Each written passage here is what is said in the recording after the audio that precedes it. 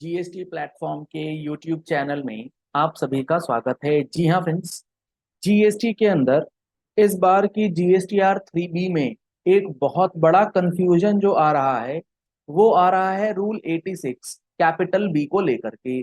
काफी सारे लोग ये सवाल पूछ रहे हैं कि फाइनेंशियल ईयर, जी हाँ फ्रेंड्स, फाइनेंशियल ईयर 22-23 के लिए जो हमें रूल 86B के अकॉर्डिंगली जो पेमेंट करना था वो हमने नहीं किया है, तो क्या उसे अगस्त महीने की रिटर्न यानी कि जो सितंबर की रिटर्न जानी है या सितंबर की रिटर्न अक्टूबर में जानी है उसमें करना है क्या? कैसे होगा ट्रीटमेंट? क्या है पूरा मैकेनिज्म? समझिएगा ध्यान से। इसमें बहुत ज्यादा चांसेस हैं कि गलती जो है वो आपसे हो जाएगी। तो यहाँ पर पहले समझिए रूल 86B है क्या। रूल 86B बेसिकली बात करता है कि अगर आप किसी एक टैक्स पीरियड में, पहली बात तो ये समझिए कि ये मंथली एक्सरसाइज है, हर टैक्स पीरियड के लिए आपको ये एक्सरसाइज जो है वो करना है।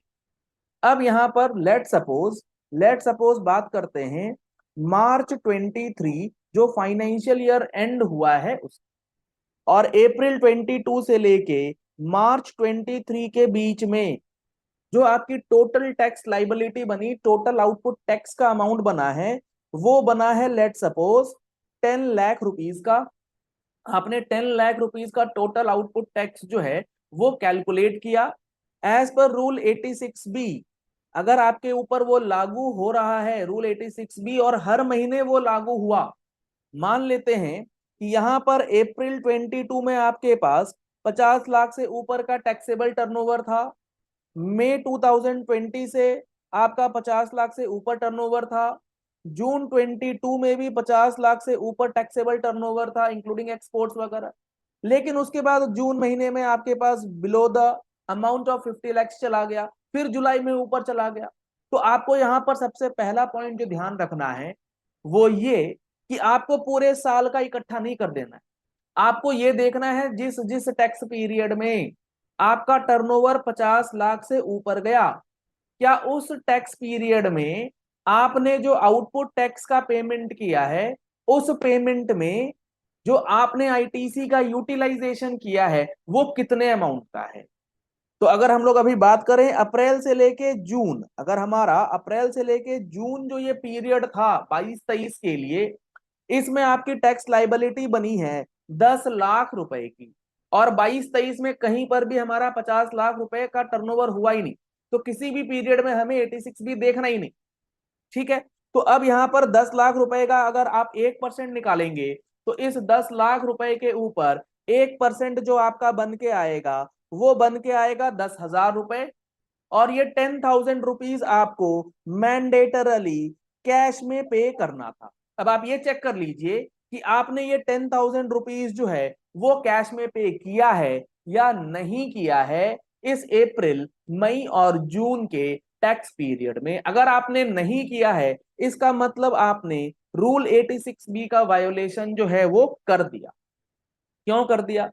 क्योंकि यहां पर इन्होंने लिखा है कि आपको जो इनपुट टैक्स क्रेडिट यूटिलाइज करना है उसमें हमने रेस्ट्रिक्शन लगाया है, और रेस्ट्रिक्शन लगा करके ये कहा है कि डिस्चार्ज जो आप करेंगे लाइबिलिटी वो 99% से ज्यादा नहीं होनी चाहिए। 99% of what? 99% of such tax liability. मतलब ये हमारी टैक्स लाइबिलिटी 10 लाख रुपए की थी, इसका 99% यानी कि जो हमारा 9,90,000 रुपीज जो बनेगा इतने का ही आप आईटीसी यूटिलाइज कर सकते थे। तो 10,000 रुपए आपको मैंडेटरी कैश में करना।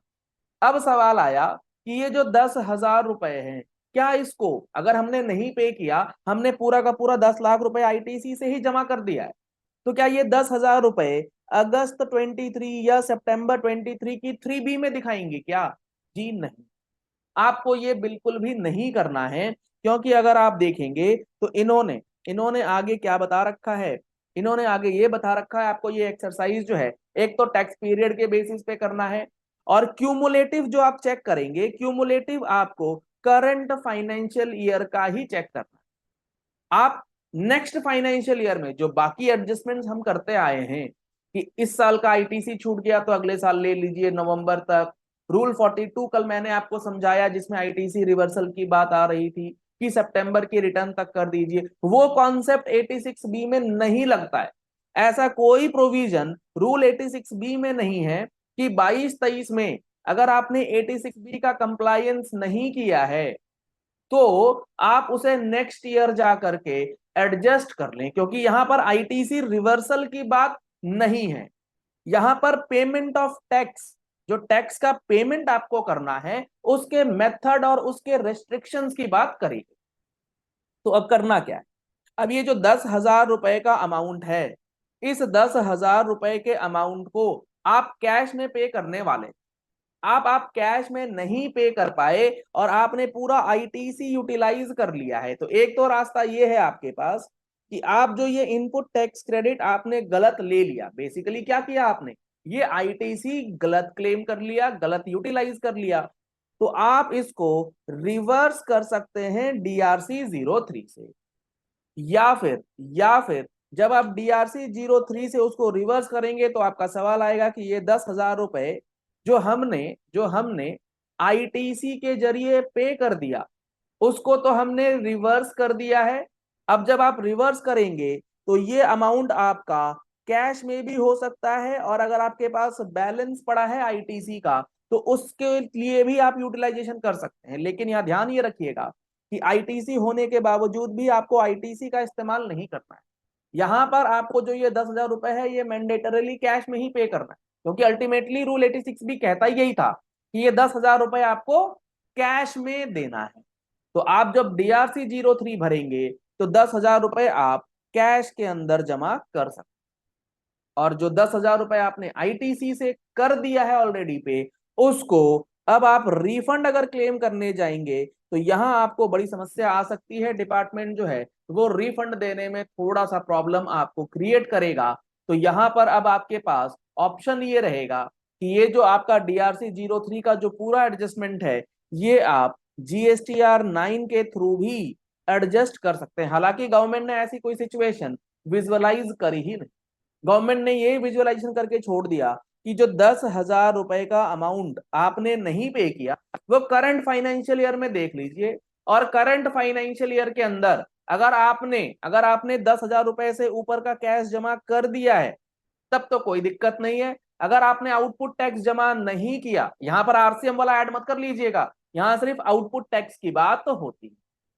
ठीक है, तो 10,000 रुपए का जो अमाउंट है जो आपको कैश में पे करना था वो आपने अगर पूरे साल मिला करके 10,000 से ऊपर कर दिया है तब तो कोई दिक्कत नहीं। अगर आपने नहीं किया है तो DRC-03 के अंदर कैश का पेमेंट कर दीजिए और उसमें जो भी इंटरेस्ट वगैरह बनता है वो कर दीजिए। या फिर दूसरा ऑप्शन ये है, अभी कुछ मत कीजिए, वेट कीजिए, डिपार्टमेंट अगर आपको नोटिस भेजता है तो उस नोटिस के रिप्लाई में फिर आप ये चेक करके बताइए कि क्या आपके ऊपर रूल 86 बी एप्लीकेबल है या नहीं, क्योंकि इसके लिए बहुत सारे एक्सक्लूजन जो हैं वो गवर्नमेंट ने ऑलरेडी दे रखा है कि आपने इनकम टैक्स रिटर्न में टैक्स अमाउंट ज्यादा पे कर रखा हो, आपने रिफंड क्लेम किया हुआ हो, आप अलग अलग सेक्टर्स में काम करते हैं, तो ये चीजें फिर आपको नोटिस के रिप्लाई में या फिर आप जब कैलकुलेशन करें तो पहले ये चेक कर लें कि आप रूल 86 बी के अंदर आ भी रहे हैं या नहीं आ। तो यहां पर गवर्नमेंट से भी एक क्लैरिफिकेशन जो है आना चाहिए। अगर 86 बी एप्लीकेबल है और उसे फॉलो नहीं किया गया तो अब फर्दर कोर्स ऑफ एक्शन जो है वो किस तरीके से लिया जाए, क्योंकि यहाँ पर रिफंड अगर क्लेम करते हैं तो आप समझ सकते हैं कि आईटीसी का रिफंड आप लेने जाएंगे तो वहां पर क्या ग्राउंड लेकर के जाएंगे, आपके पास refund excess payment of tax का ही रहेगा, और वहां आप ऑफिसर को समझा पाएंगे या नहीं। इसके लिए आपको हमारा जीएसटी का ये फुल कोर्स अगर आपने ज्वाइन किया है तो आप समझा भी सकते हैं, क्योंकि यहाँ पर आपको पूरे के पूरे प्रोविजंस, चाहे वो रजिस्ट्रेशन से रिलेटेड हो, पेमेंट ऑफ टैक्सेस से रिलेटेड हो, आईटीसी का हो, प्रैक्टिकल किस तरीके से आपको पोर्टल पे सारी चीजें करनी है हमने आपको समझाया है। इसके अंदर आपको 1 साल की वैलिडिटी के साथ 180 घंटे से ज्यादा की क्लासेस जो हैं वो हम लोग प्रोवाइड कर रहे हैं, और इस कोर्स के अंदर आपको रेगुलर अमेंडमेंट क्लासेस जो हैं वो दी जाएंगी, और ये क्लासेस अभी 30 सितंबर 2023 तक पूरी अपडेटेड आपको मिलेंगी, इंक्लूडिंग अमेंडमेंट क्लासेस। तो अगर आप इस कोर्स को ज्वाइन करना चाहते हैं तो नंबर्स आपको स्क्रीन पे दिए गए हैं, इन नंबर्स पे कॉल कर सकते हैं, आप व्हाट्सएप कर सकते हैं और कोर्स की डिटेल्स जो है ले सकते हैं, या फिर जो ये हमने आपको लिंक दिया है, हमारे वेबसाइट का लिंक है, आप डायरेक्टली इस लिंक पे जा करके भी इन कोर्सेज को आप ज्वाइन कर सकते हैं, learn.gstplatform.com। अगर आप अभी तक हमारे इस छोटे से परिवार का हिस्सा नहीं बन पाए हैं, तो आप हमारे इस छोटे से परिवार का हिस्सा बन सकते हैं। आप हमारे चैनल को सब्सक्राइब कर सकते हैं और रेगुलर अपडेट्स जो है वो ले सकते हैं। Thank you and have a nice day.